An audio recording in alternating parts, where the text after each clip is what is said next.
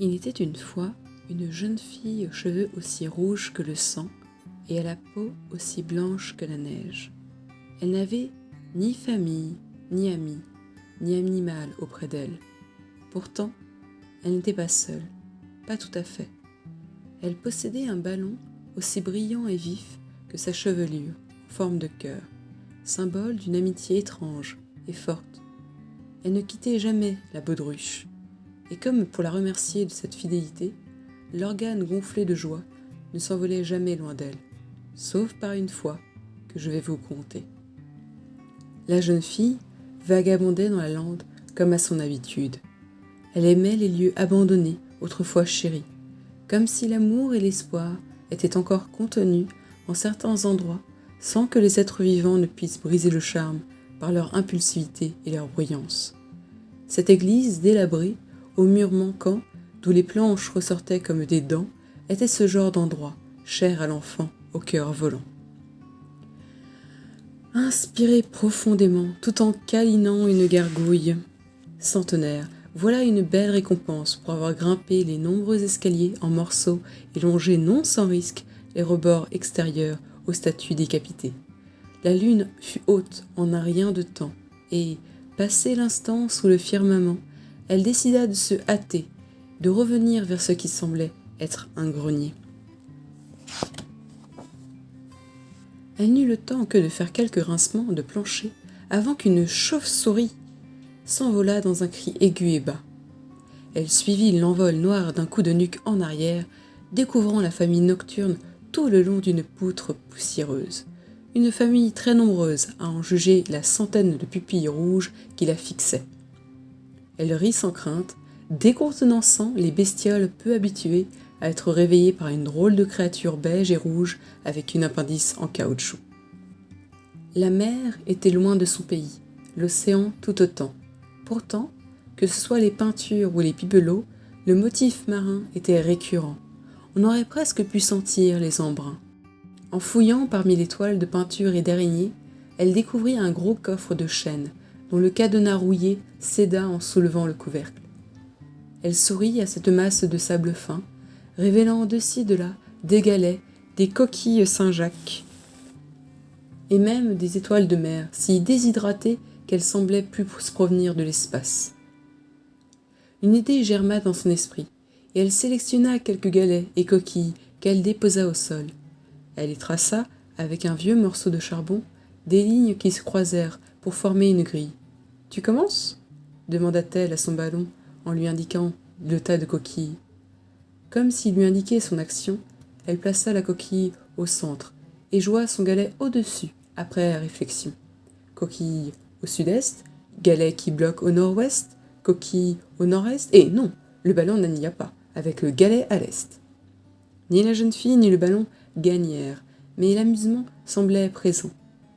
Mais elle décida de délaisser ce jeu pour un autre qu'elle adorait particulièrement, l'exploration.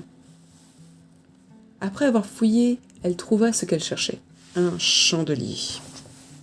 Une fois les 3 branches allumées, merci les allumettes, elle se laissa guider par son instinct et les flammes dansant dans l'obscurité. Elle descendit tant et si bien dans le lieu au culte ancien que partant du grenier, elle atteignit la crypte. Les morts se cachaient derrière les pierres, aux noms effacés par le temps.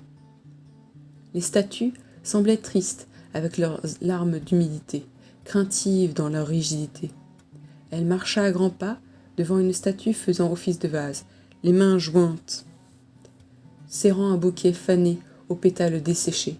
Son passage les fit virevolter, chuter et s'effriter contre le sol. Ce même sol qui la feinta, dont un morceau pas tout à fait droit, la fit trébucher et tomber à plat. Elle lâcha par surprise et sa lumière et son ballon. Tout disparut dans la pénombre. Elle se rassit tant bien que mal, extirpa la boîte d'allumettes, qu'elle avait eu la sagesse de glisser dans sa poche. Elle gratta dans le noir par 2 fois, pour qu'enfin le bois s'illuminât dans la noirceur de pierre. Alors qu'elle pensait rallumer le chandelier tombé non loin, elle aperçut un drôle d'élément pour les sous-sols d'une église, une structure complexe, de branches, de petits os, de toiles d'araignée, de plumes, et au centre du nid, trônaient 3 œufs beiges aux taches d'ocre. Elle se rapprocha, presque collée à la masse de pierre où reposait l'abri, d'où piaillait un petit volatile, grincheux, la tête encore recouverte de coquilles. Elle sourit, fascinée par cette éclosion, ignorant la crainte et colère de l'oisillon, qui faisait face à une drôle de masse poilue rouge avec du feu. Elle ne se retourna pas immédiatement quand la mère approcha, jusqu'à ce que la majestueuse créature glâtît.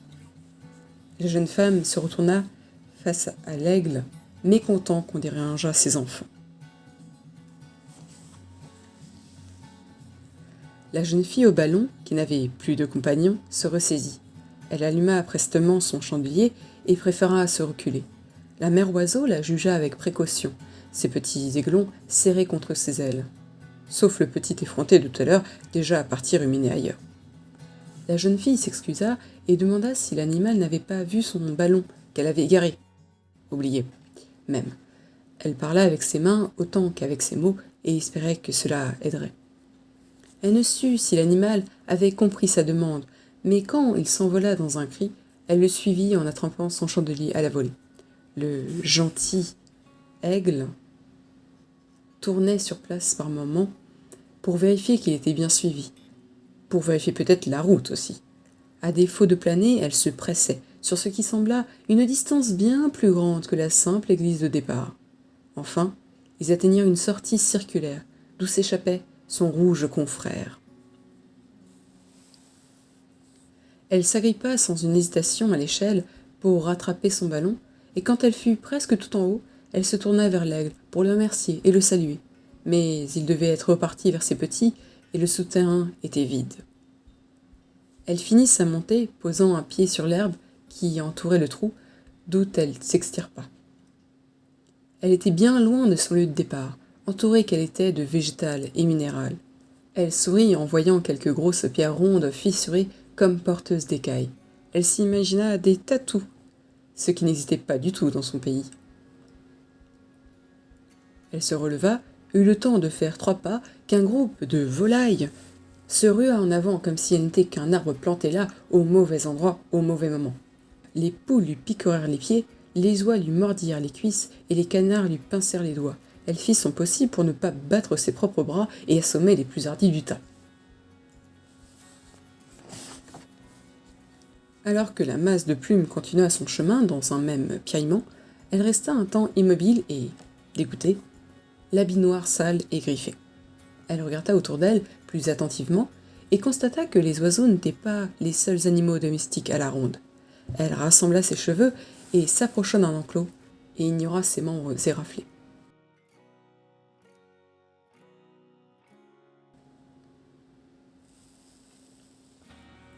Elle acheva sa queue de cheval tout près d'un animal du même nom et apposa sa main sur la barrière, heureuse de cette autre rencontre. Elle appela l'animal, lui parla avec douceur et comprit qu'il était pleinement habitué à l'homme. Un coup d'œil dans le ciel lui indiqua que son ballon se faisait toujours enlever par le vent, vers les montagnes, à l'est. Elle enjamba la clôture et décida qu'une monture était bienvenue dans sa quête. Elle montra la bête, qui partit au galop contre l'herbe grise de la nuit, la terre devenant peu à peu roche, rendant le sol plus escarpé et montant, sans que la baudruche ne les attende dans sa course.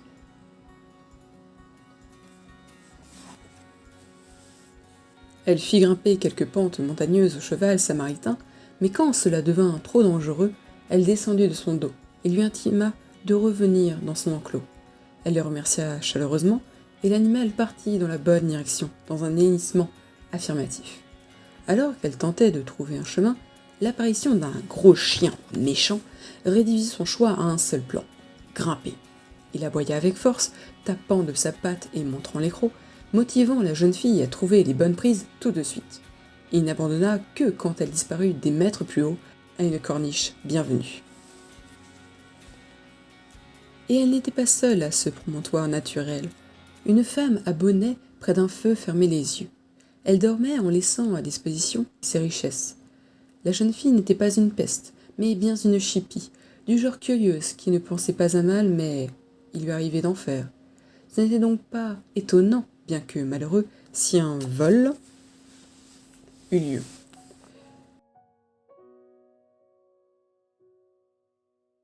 Elle se posa plus loin, trouva une lampe torche et éclaira l'intérieur du sac subtilisé.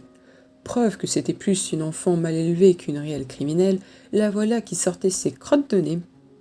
Et pas avec un mouchoir, si vous voyez ce que je veux dire. En fouillant un peu, elle tomba sur un livre de contes de fées. Le genre qu'elle aimait et qui la faisait rêver. Elle se posa tranquillement, le livre dans la main droite, la main gauche et sale frottant la pierre herbeuse, et la lampe torche entre ses dents. Après quelques histoires, elle remit l'ouvrage dans le sac et tomba sur une petite boîte. À l'intérieur était une magnifique bague qui brillait sous le clair de lune, si tentante qu'elle se fit toute une vie dans si petit objet. Son ego doubla de volume en s'imaginant reine du pays des cœurs, recevant la demande en mariage du roi des piques, délaissant la pauvre voyageuse trèfle qui était allée camper et avait délaissé son dulciné. Mais penser à tous ses motifs favoris lui rappela la raison qui l'avait amenée ici. Son cœur gonflé à l'hélium perdu dans les ténèbres. Elle devait le retrouver. Elle rangea les affaires de la femme endormie, lui chipant juste une barre chocolatée, qu'elle grignota en faisant demi-tour. Son repas remontait à trop loin avec cette nuit qui n'en finissait pas de rebondissements. Et ce n'était pas encore fini. Alors qu'elle pensait reposer le sac, ni vu ni connu, nulle part elle n'aperçut l'inconnu. Le camping avait perdu sa campeuse, comme en témoignait le sac de couchage vide. Elle craignit qu'elle soit partie à la recherche du sac, voire d'autorités plus compétentes, quand elle entendit des cris aigus portés par le vent. Elle ne discerna rien dans cette direction qui menait au trou immense entre les monts. Elle s'approcha néanmoins en rampant au bord du précipice, car des appels à l'aide étaient bien audibles par là. Elle finit par trouver l'inconnu, suspendu d'une main gantée à une branche, la voix s'époumonnant d'effroi, ses yeux noirs hurlant encore plus fort que sa voix « Aide-moi !» La jeune fille pensa « Oh oh !» Comme dans un de ses dessins animés d'enfance, mais comme l'héroïne de ses 6 ans, elle savait quoi faire. Elle assura qu'elle allait revenir et repartit vers le campement. Elle rassembla tout un barda, entre tente, couverture et sac de couchage. Le tout était une masse qui risquait de lui cacher la vue, mais elle fit attention où elle posait les pieds en revenant vers le vide. Elle noua l'ensemble comme une corde solide et la lança à l'inconnu, qui s'en saisit. Elle prit appui contre les roches et tint bon, alors que la jeune femme au bonnet escaladait la paroi. La jeune fille s'excusa de son méfait, mais la campeuse était si heureuse de son sauvetage qu'elle lui pardonna. Elles rangèrent le reste d'affaires et repartirent de l'autre côté des montagnes. Elles discutaient en chemin, parlant de tout et de rien, jusqu'à atteindre une vieille ferme, aux portes ouvertes, bruyantes de bêtes, mais surtout avec un certain ballon accroché à une tuile en haut de la grosse maison. Elle pointa du doigt le cœur qui avait fui, heureuse de retrouver son compagnon, maintes fois poursuivi. Les premiers rayons éclairaient cette bonne nouvelle, tout comme son sourire serein. Elle avait retrouvé son ballon et trouvé une amie en chemin. Et c'est ainsi que la jeune fille et la jeune femme et un certain ballon se marrèrent et eurent beaucoup d'aventures.